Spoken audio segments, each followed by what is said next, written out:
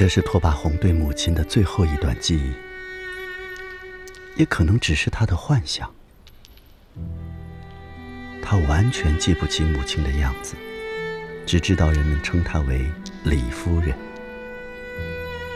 拓跋宏在这里出生、学步，留下了初来这个世界时的哭声与笑声。直到有一天，一个消息传来，他被立为北魏王朝的太子。这是公元469年，拓跋宏3岁。与其说是母亲离开了拓跋宏，不如说是拓跋宏送走了母亲。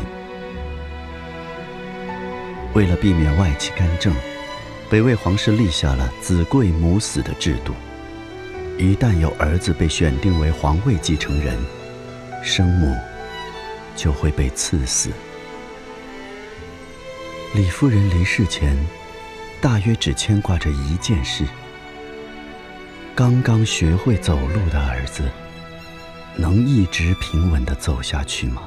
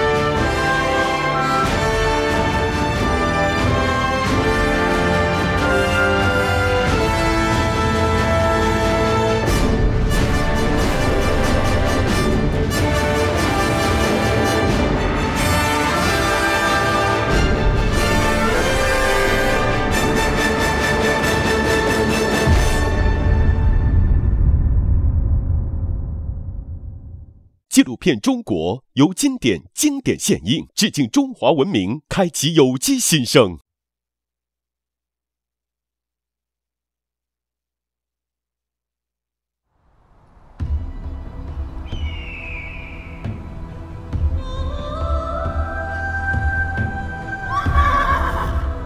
鲜卑，中国北方的一支游牧民族，曾居住在大兴安岭嘎仙洞一带。他们最早被匈奴人奴役，后来匈奴被汉朝击败，鲜卑趁势崛起。东汉以来，鲜卑分裂为多个部落，其中的一支拓跋部逐渐强盛，于公元386年复立代国，后改国号为魏，史称北魏。这时的中国北方，同时还生活着匈奴、羯、氐、羌等民族。相对于中原汉人，他们被冠称为胡人。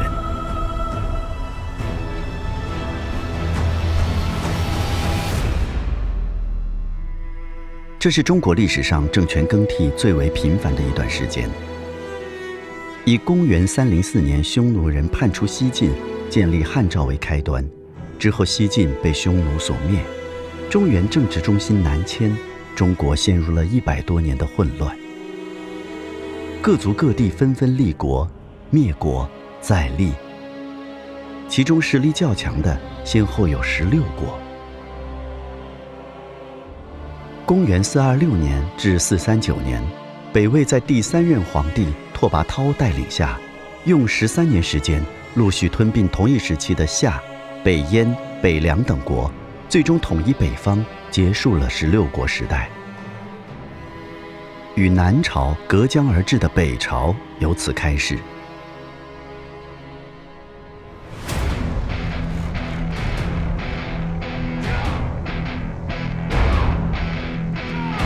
兵力马急，过于匈奴，这是史书上对鲜卑人的评价。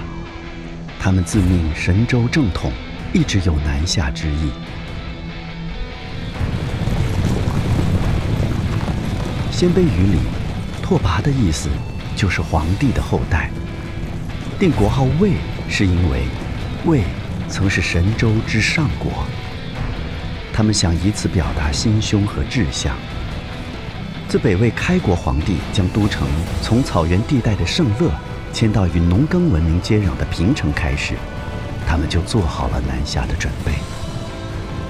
但是，从北方草原南下，以主人的身份去开辟和领导一个新世界，还能像打仗那样顺利吗？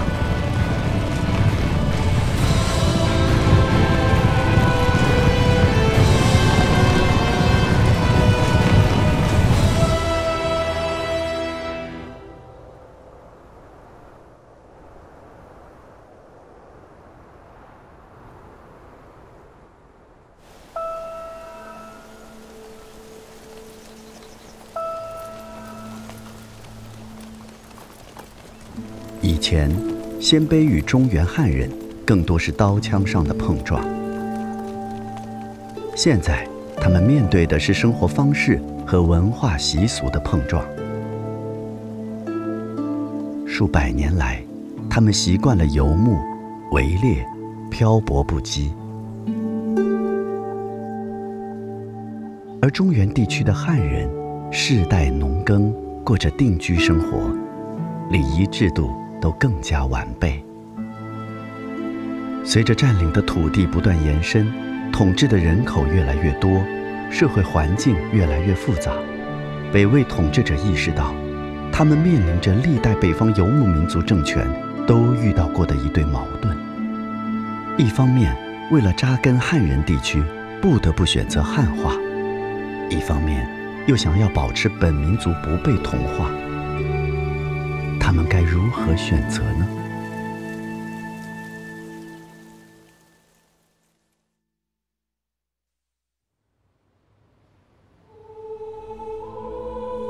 拓跋宏出生时，北魏统一北方已近30年。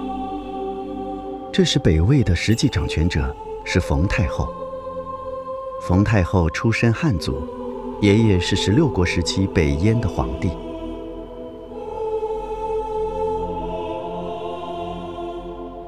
她16岁被册封为皇后。拓跋宏的父亲献文帝继位后，25岁的冯氏成为皇太后，随后进入北魏政权的核心圈。如今，她成了太子拓跋宏的抚养人。冯太后非常喜欢拓跋宏，甚至对他有些溺爱。在太子身上，他似乎看到了更远大的希望。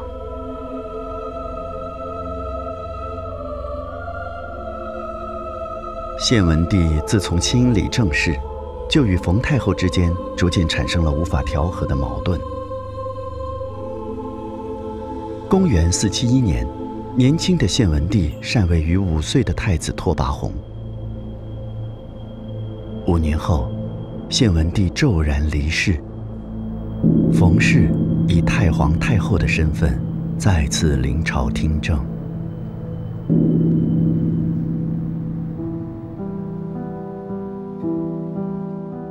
冯太后视拓跋宏为己出，倾注全力去培养他。在他的安排下，拓跋宏从小就学习儒家经典，稚嫩的心中埋下了一颗汉文化的种子。此时的北魏国势正旺，对北方的统治已十分稳定，但冯太后认为，要长治久安，唯一正确的一条路，那就是汉化。不仅仅是因为汉文化本身的博大精深，更在于它代表了国家正统。在汉人老师的严格教育下，拓跋宏深受熏陶。史书记载他五经之义，览之遍讲，史传百家，无不该涉。看着拓跋宏一天天朝着预定的方向成长，冯太后心生宽慰，她把全部心血与希望都投注在拓跋宏身上。在国力鼎盛的时期，她未雨绸缪，她期待的不仅仅是这个孩子的成功，还有一个国家的未来。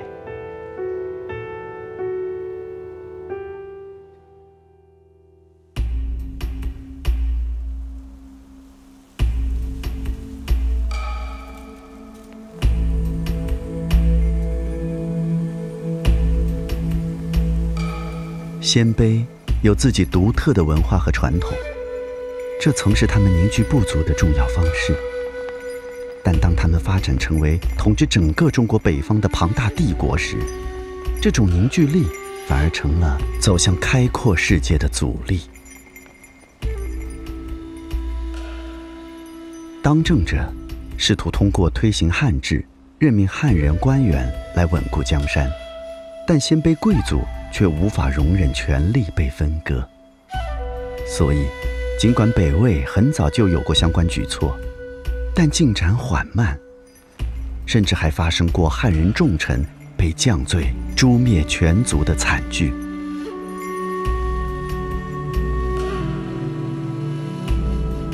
拓跋宏自幼目睹这种激烈的冲突，他不想再像其他民族那样，在被动的、自我矛盾的汉化中消耗掉族群的生命力。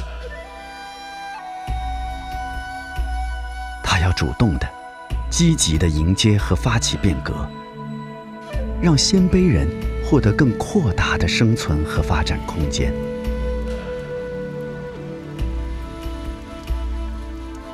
公元483年，17岁的拓跋宏颁发了一道特别诏令，禁止同性结婚。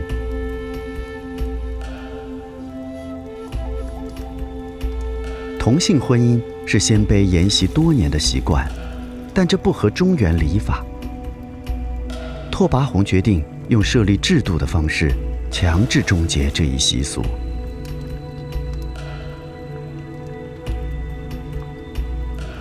这是年轻的拓跋宏向根深蒂固的鲜卑传统发起的一次试探性的挑战。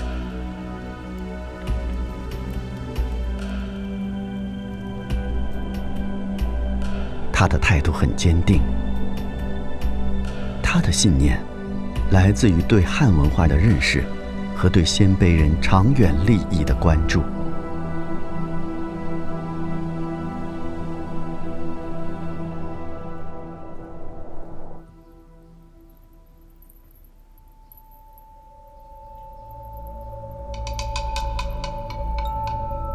1年后，在冯太后主导下，拓跋宏效仿中原政权，要给官员们定期发放俸禄，这遭到鲜卑贵族们的强烈抵触。此前，北魏官员没有薪水，收入主要靠赏赐、掠夺和贪污受贿。俸禄之规定，赃满1匹者死，目的就是为了约束鲜卑贵族的贪赃掠夺。为了汉化政策的有效推行，冯太后特意选拔了一批汉人官员辅佐皇帝，李冲便是其中之一。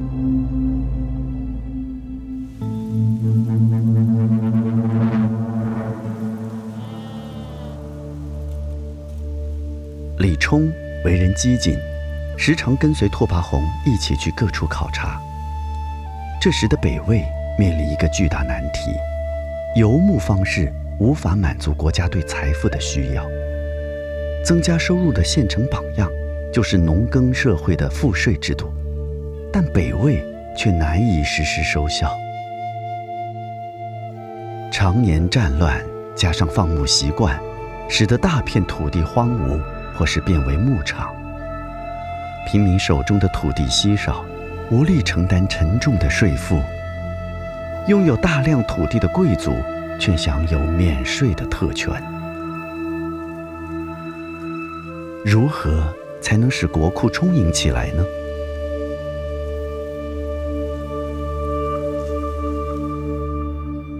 公元485年，北魏开始推行均田令和三长制，农民重新分到土地，不论官民平摊税赋，并设立领长、里长、党长进行有效管理。这些政令再次遭到鲜卑贵族的激烈反对，但冯太后和他一手带大的皇帝拓跋宏都义无反顾，他们要让北魏壮大为真正的神州上国。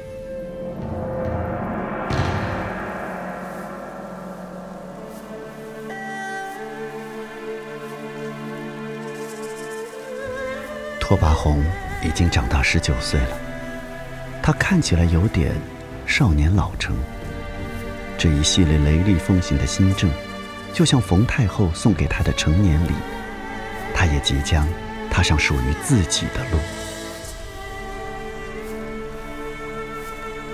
拓跋宏经常会梦见北方草原上的希拉穆伦河，那是他们的祖先之河，是孕育了北方多个民族的摇篮。从那个源头出发，一代代鲜卑人走向更远的世界。无论他们走多远，似乎都能听见远方河水的流响。草原上还有很多发源于此的大河，它们各自流淌，没有汇入黄河，更没有汇入长江，就像是独立于中原文化体系之外的鲜卑文化，自成一格。但现在，拓跋宏有意改变他们的流向，想让他们汇入中原的大江大河，因为他心中盛放的是整个中国。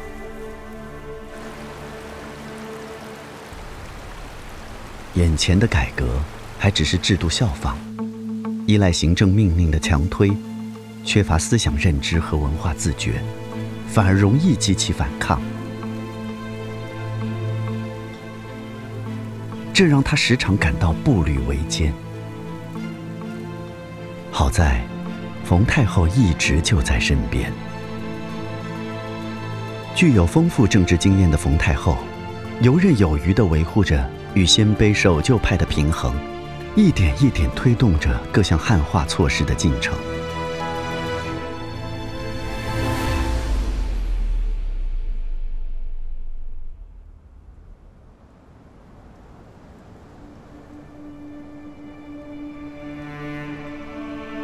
然而，正当拓跋宏踌躇满志时，他的支柱却轰然倒塌了。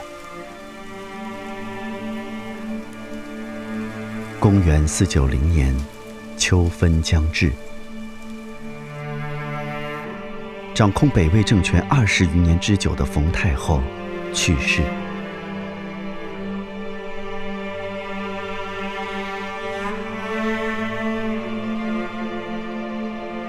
这一年，拓跋宏24岁。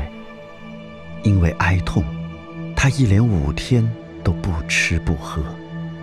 冯太后是他最亲近的人，是他成长路上的指引者和守护者，更是北魏改革的灯塔。没有了冯太后，接下来，拓跋宏将独立去开拓南下之路。这是冯太后的遗愿，更是他从小的理想。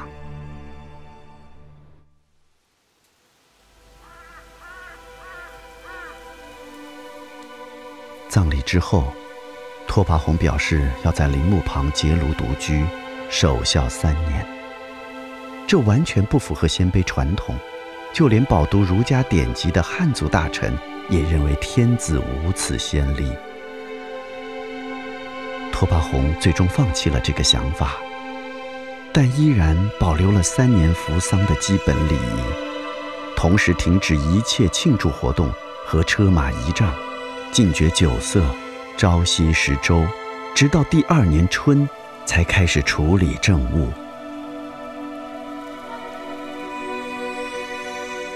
这不仅是为了表达哀思，更是在昭告天下，这个鲜卑人创立的王朝将以中原的礼教作为立国之本。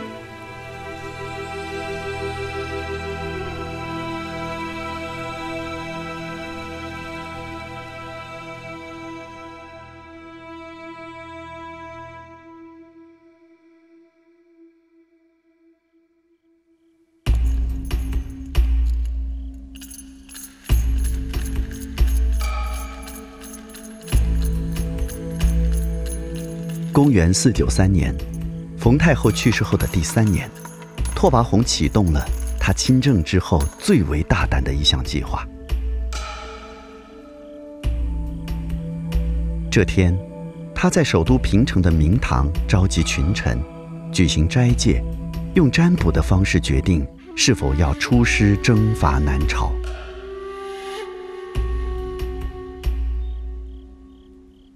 占卜结果出来了，革卦。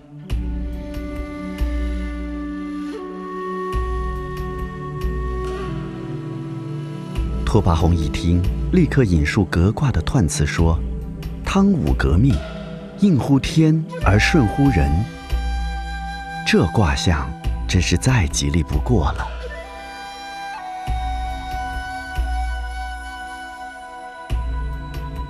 满朝官员默不作声，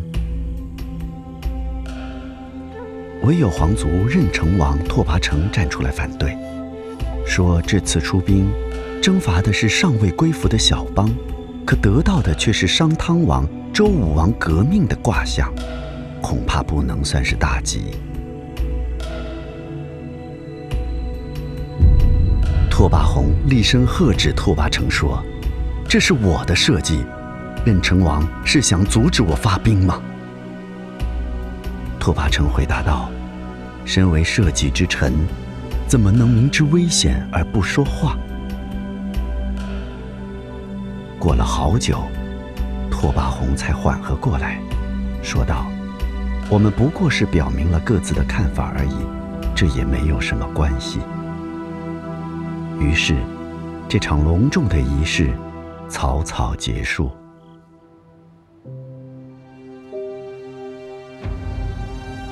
任城王拓跋成在鲜卑贵族中有很大的影响力，拓跋宏也一直视他为心腹。就在占卜结束后的当晚，拓跋宏把拓跋成叫进宫里，进行了一次秘密谈话。拓跋宏告诉他，解析卦象时之所以大怒，是担心人人竞相发言，破坏自己的大事。接着，拓跋宏把深思熟虑的全部计划和盘托出。听到皇帝南下征伐的真实意图后，拓跋成表示将极力支持，并保守秘密。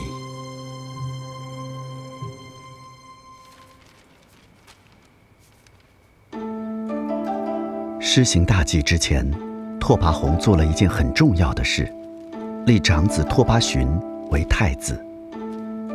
他知道这次出行的时间不会短，可能成功，也可能失败。但无论如何，他都需要一个稳妥的后方。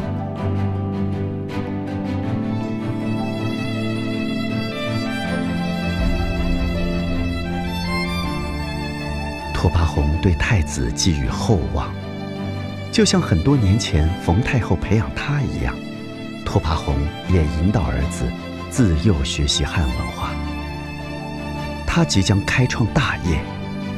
他期待着太子有朝一日将继承这一切。3年服丧期满，拓跋宏断然宣布，太子拓跋询留守平城，自己亲率100万大军和文武群臣从平城出发，南征骁骑政权，而且不容劝谏。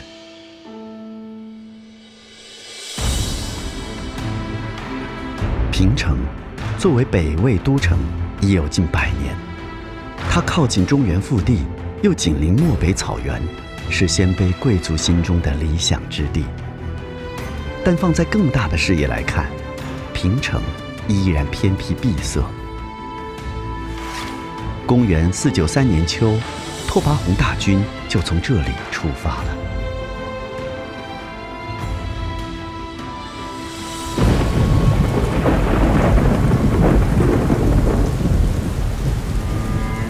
这是北魏历史上规模最大的一次出征，或许也是最艰难的一次。队伍出发后，遇上连绵阴雨，习惯了干爽气候的兵将和大臣们叫苦不迭，却又碍于严格的军令，不敢怠慢。唯有拓跋宏一路精神抖擞，毅然前行。经过1个多月的行军，他们到达魏晋旧都洛阳。雨越下越大，按照拓跋宏此前的作风，队伍应该继续冒雨行进，他却难得舒了一口气，破例让众人进城休息。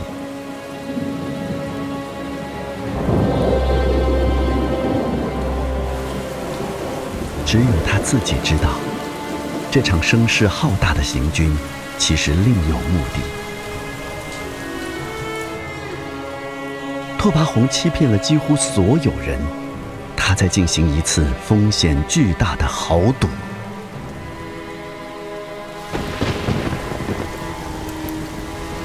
在洛阳停留6日后，拓跋宏下令大军继续南进。但那些被长途跋涉折磨不堪的大臣们实在忍不住了，他们提前跪在出城的路上，劝谏拓跋宏放弃南征。一向支持皇帝的李冲这次带头劝阻，说南征并没有取得所有人的同意，只是拓跋宏一意孤行。如果执意南征，他会和大臣们以死相劝。拓跋宏听完大怒，对大臣们说：“我意在经营天下，你们却屡屡怀疑我的大计。抚越不饶人，你们不必再说了。”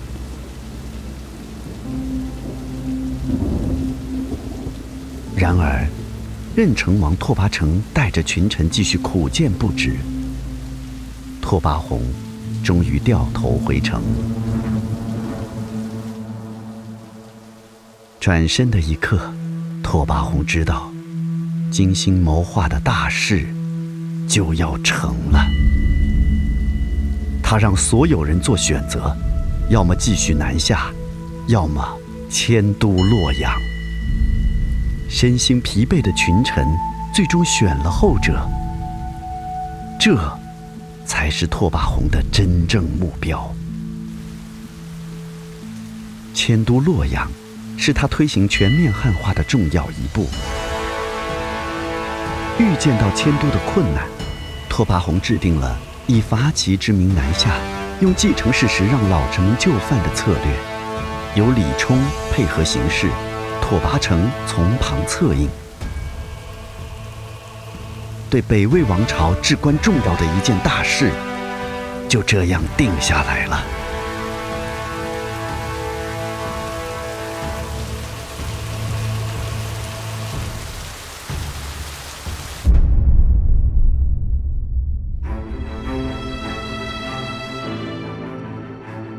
洛阳位于中原腹地，北临黄河，伊水和洛水在此交汇，四通八达，经济富庶，自古以来，这里就代表着天下之中。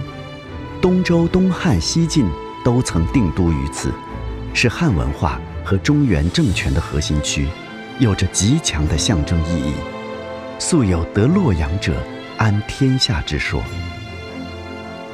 洛阳距离平城有1000多里，迁都至此，意味着鲜卑人不得不割断原先的生活和风俗，彻底融入中原文化。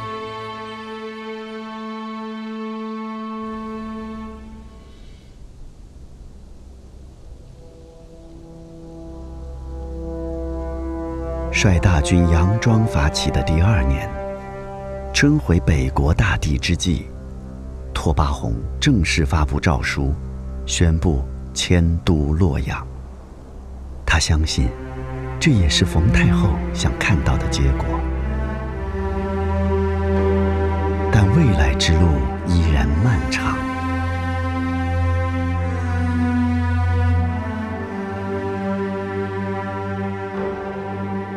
拓跋宏正值盛年，英姿勃发，一个宏伟的蓝图已经清晰浮现。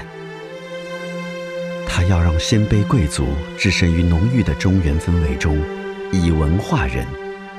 他要让北魏政权快速告别武力蛮强时代，成为文明之邦。他要向天下展示全面继承汉文化的坚决姿态。之后，他将挥师南下，一统江山，成为名副其实的中国天子。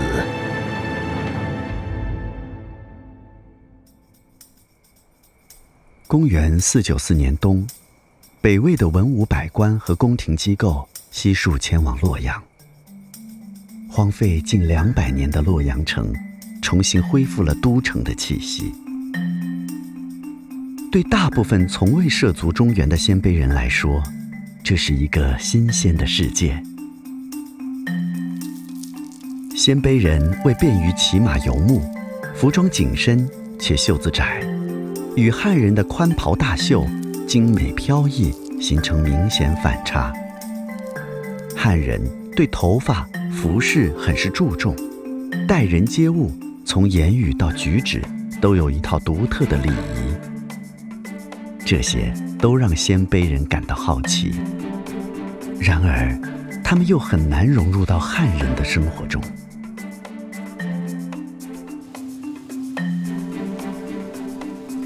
巨大的冲突跃然眼前。作为迁都的策划者，拓跋宏无法回避这些现实矛盾。实际上，他并非没有预见，相反，这正是他迁都的原因。他迁的不仅仅是都城，更是文化。他要的不是对立，而是深度地融入汉文化。他相信，这将带来新的生长，绽放新的生机。当然，贯彻原则永远比制定原则困难得多。他决定先从那些一眼就能看到的差异入手，让改变被所有人感知。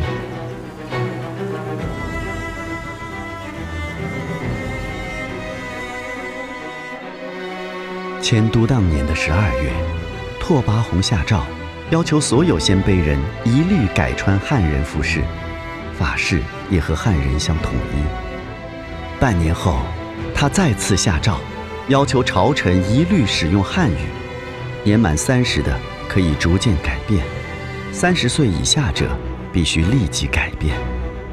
诏书中，他将鲜卑语称为北语，将汉语称为正音，以表其鲜明立场。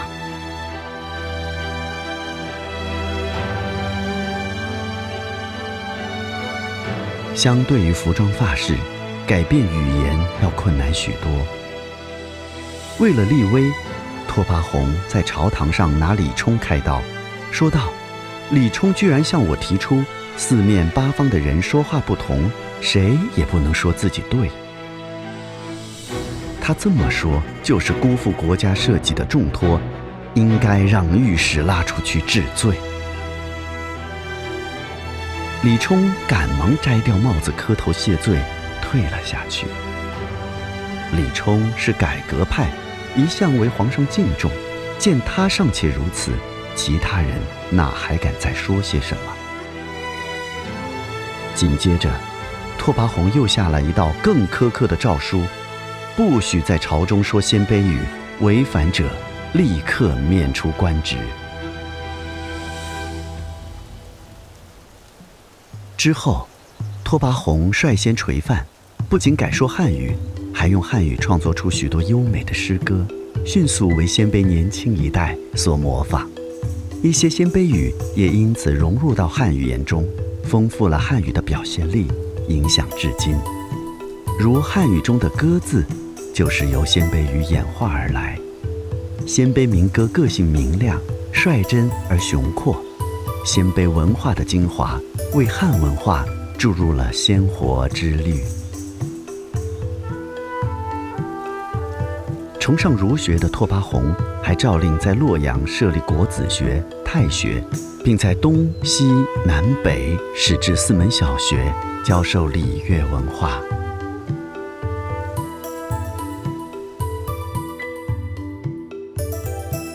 但这些都是鲜卑人在政策规定下的被动接受。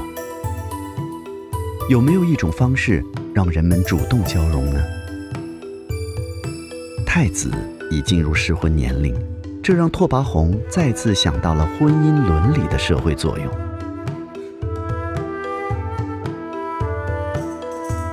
南北朝时期讲究门第，即使皇亲贵胄拥有巨大权力，但在社会上，人们仍然习惯以门第姓氏来判断地位高低。拓跋宏亲自安排了许多拓跋贵族与汉族大姓通婚，并下诏为6个弟弟重新娶了汉族大家之女为妻。通过联姻，拓跋贵族获得了中原氏族的认同，也让他们从此血脉相融。短短几年，北魏就焕发出新的气象和格局。以儒家为代表的汉文化在洛阳取得了绝对优势，而鲜卑人的迁入，使得以汉文化为主体并吸收了各族文化的洛阳，再次成为北方乃至整个亚洲的文化中心。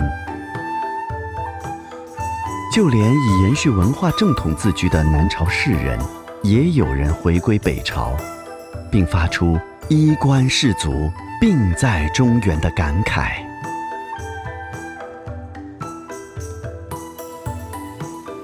看起来一切都在朝好的方向发展。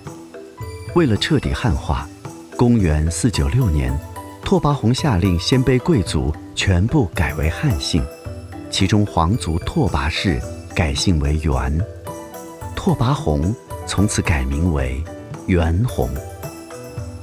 然而，一件意想不到的事情发生了。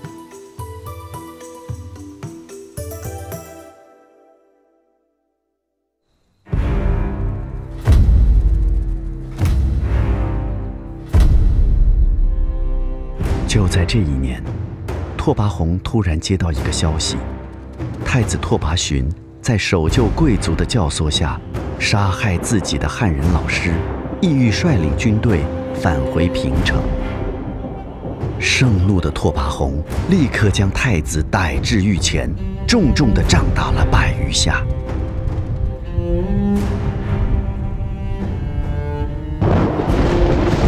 随后，他废除拓跋询的太子身份，将他牵至河阳关押起来，每日仅以粗衣淡饭相待。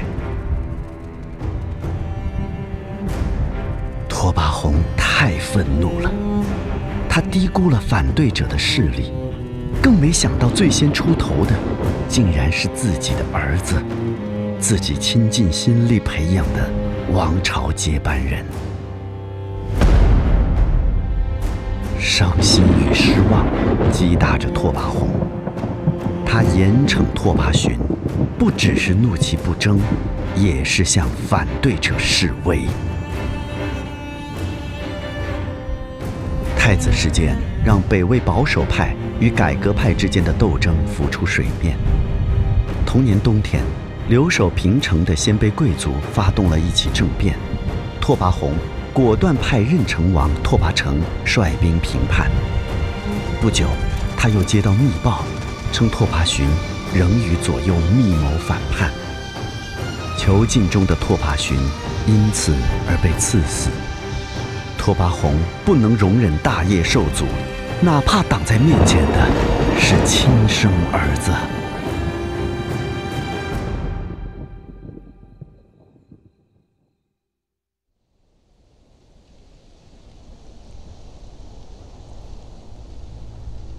连续的叛乱让拓跋宏意识到，必须加快前进步伐，否则复辟与倒退的危机会不断蔓延。他将目光投向了南朝。这时的南齐政权刚刚经历了一场宫廷内斗，西昌侯萧鸾杀弟篡位，对宗室大开杀戒。以神州正统自居的拓跋宏认为，他有责任纠正南朝的错误，让圣人的德治和光辉普照中国大地。于是，公元497年，拓跋宏趁南齐内乱，亲率大军20万南征。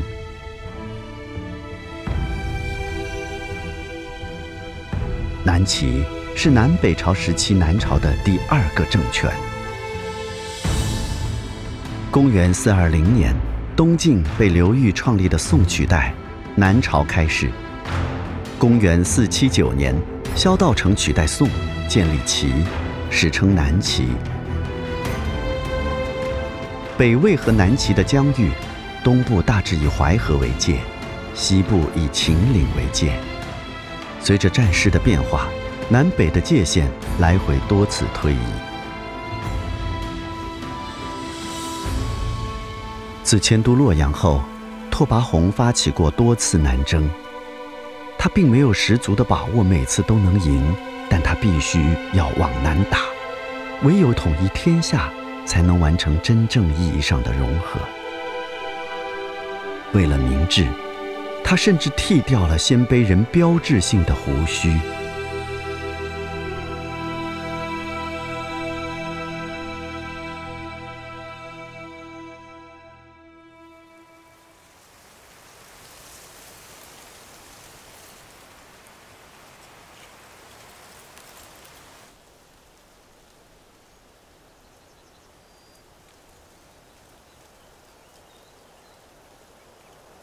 一个阳光明媚的午后，南征途中的拓跋宏利用短暂的休憩时间，接见了一个南齐来的使者。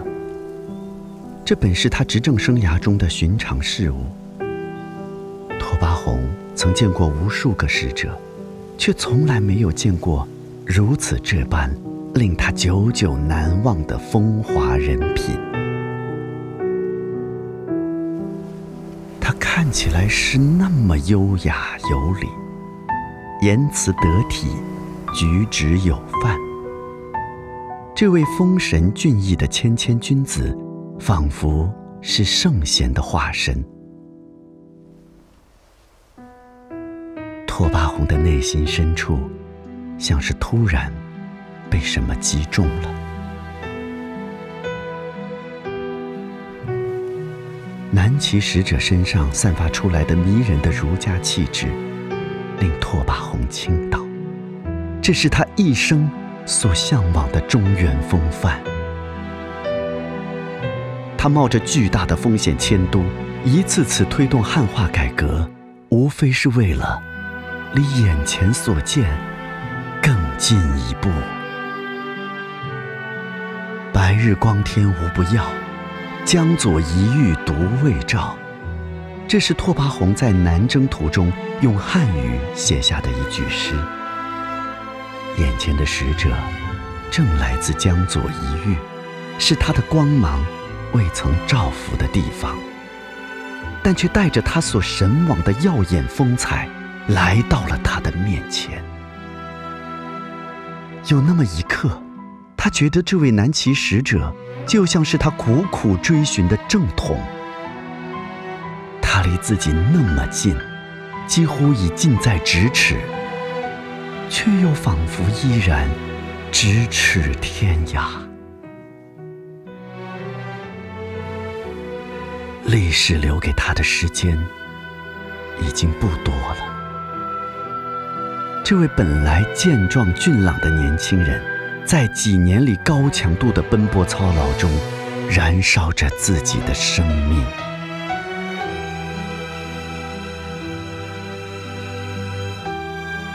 就在这年秋末，南齐皇帝萧鸾驾崩，笃信儒学的拓跋宏下诏称，礼不伐丧，引兵而还。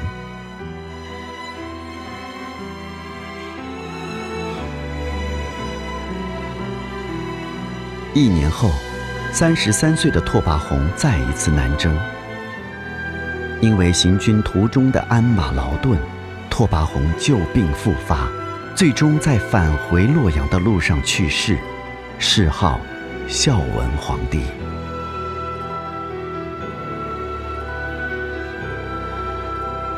在遗嘱中，他仍希望能复礼万国。这未酬的壮志，是他一生中最大的憾事。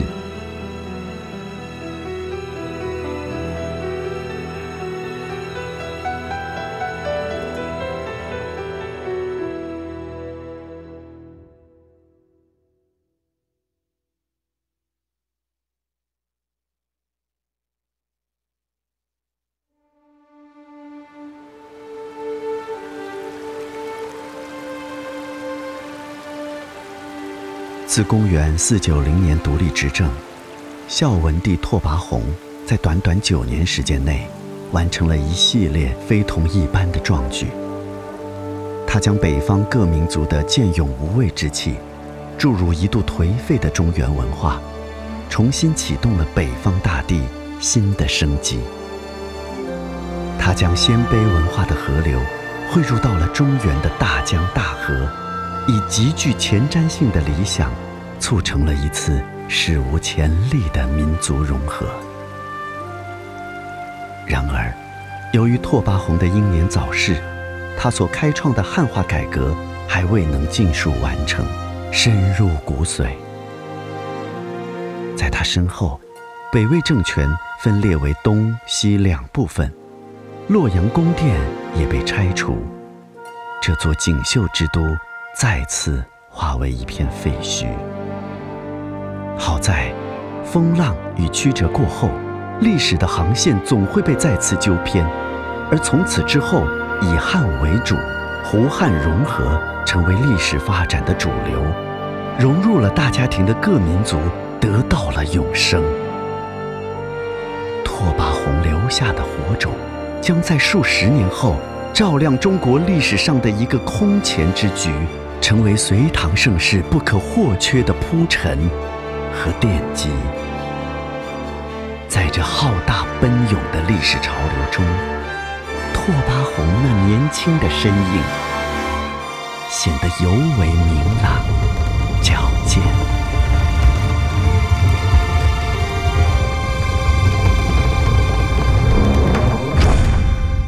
经典致敬中华文明，开启有机新生。提醒您下期看点。佛教传入中国，带来了一种新的思维。经过不断本土化改造的佛教，最终成为中国文化的一部分，创造性的吸收外来文化，丰富了中国文化的多样性，也丰富了中国人的精神世界。纪录片中国，待会儿见。纪录片中国，现在继续。